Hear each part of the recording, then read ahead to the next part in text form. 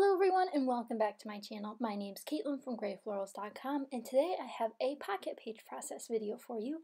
I haven't been doing these lately. I just haven't been scrapbooking pocket pages lately, but I'm revisiting my Pittsburgh trip album because I really want to get this done by the end of the year, and 6x8 pocket pages is a completely new project for me from when I started it earlier this year. So I'm really excited to dive back into this. You might see quite a few 6x8 process videos coming up. I also have this new organization for my kits for my travel albums, so if you'd like to see that, you just saw a little glimpse of it, but if you'd like to see that kind of video, I can also share that with you, so just let me know in the comments down below if that's what you want to see.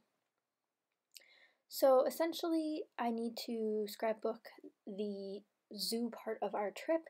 We went to the Pittsburgh Zoo, which I took so many photos. So this is just the beginning of introducing the zoo into the album. So luckily it's a 2-page spread, so that's easier to transition topics when you have 2 blank pages.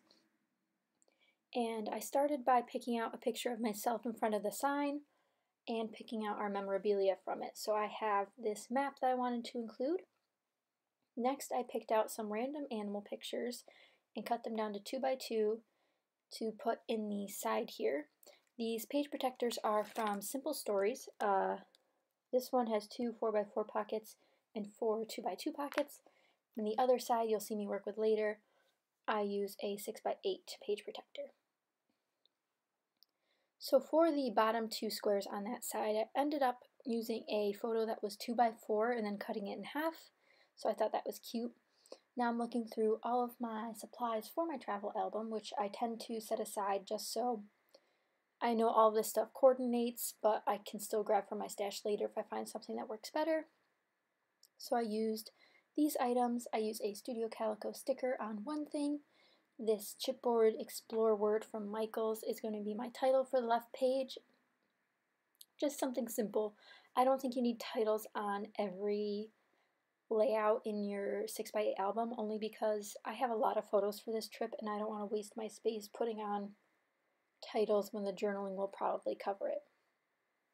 So right now I'm looking for something to put this Explore word on. But I instead decide that I need to focus on the 6x8 side of this double page layout in order to get a color scheme for the left side of the layout. So what I do is I pull out all of these 12x12 papers because that's the only paper I have that will fit in a 6x8 size, and I look through all of these and I do not find a single one I want to use. I do try out a couple, but they're just not what I was looking for. So after I look through every single paper that I own, it seems like, I eventually settle on a piece of paper from Kaiser Craft. I just remembered what the collection was, but now I can't. It's the paper called Disguise from their, let me look. It is from their Secret Bird Society collection, again by Kaiser Craft. I bought that piece of paper so long ago, maybe at least a year ago, and it was in the clearance bin, so I'm not sure if that's still a thing or not. But that's the collection it's from. So I pull out this teal side with a distressed sort of look, and then once that's decided, I decide to move on back to the left layout and work on this little 4x4 section. I cut down a piece of DCWV jeweled stack yellow paper, and then I want to do a little bit of mixed media because why not? So I pull out my modeling paste and this stencil.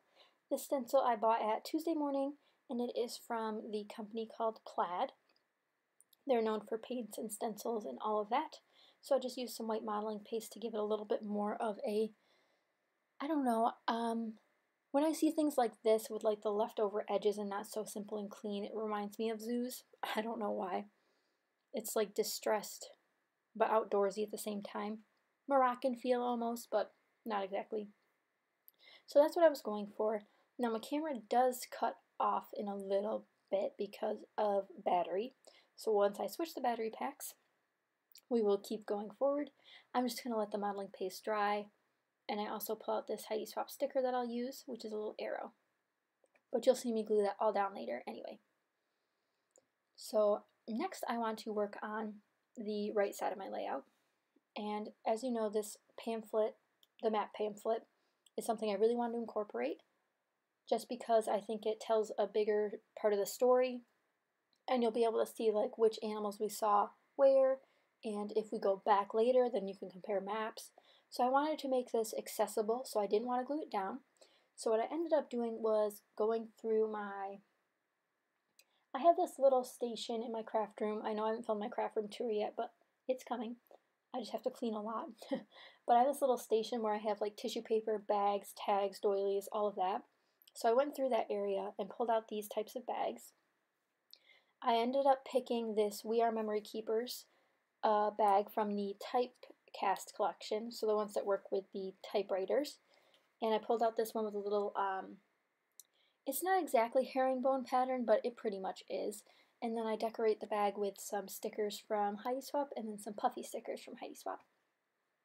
So the little star that's down says we are here, and the puffy sticker is a little geotag, because, you know, zoo. So we are here, and then there's a little geotag. Makes sense. I went back to that little area in my craft room to pull out some doilies. I thought I might use this large tag, but I decided not to.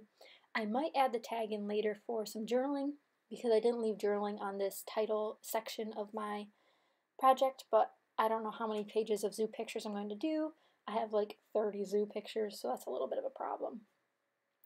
I thought I wanted to do some stitching on this layout, but I decided against it. I do add some thread later on, which you will see. So now I'm just going to attach that Heidi Swap sticker to my title, which says Explore. Again, that's for Michael's, and just gluing that down. I wanted to add a little bit more fun to this little section of my layout, so I decided to grab some word stickers from Simple Stories Snap Carpe Diem collection, and I pull out one that says Make Today Another Wonderful Day. And I end up wanting to trim that one down, and although it's not the straightest trimming that I've ever done, it looks okay. It looks okay. And now whenever I glue something down to a mixed media layout, I always use liquid glue in addition to the glue already on the object, only because mixed media is something that's hard to grasp onto for a lot of stickers, so just be aware of that when you do yours.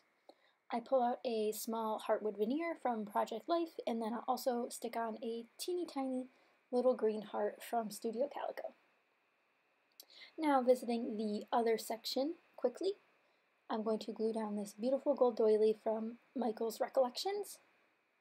Again, just using liquid glue and runner adhesive just to be sure that it will stay put. So here's where I said I'm going to use the thread. I love using black thread on layouts. It's the only thread that I really have out, but I know a lot of people also like to use gold thread. I thought the black thread would add a lot of contrast, since the left side of the page does have a lot of darker colors. So to glue down the pocket, I put it on an angle with, again, tape adhesive and liquid adhesive. So that's pretty much it for this double layout. I hope you guys enjoyed. I'm going to add one more word sticker. But if you want to see more 6x8 layouts, let me know. I'd be happy to do them, so let me know in the comments. If you have any other video suggestions, also let me know those in the comments. Be sure to like this video if you enjoyed and subscribe for more videos. I also want to mention that I do put a little title on this side as well with these Maggie Holmes alphabet stickers from Crate Paper. So it just spells out zoo. But again, that's it for this video, and I'll catch you guys next time. Stay tuned for close-up photos at the end. Bye!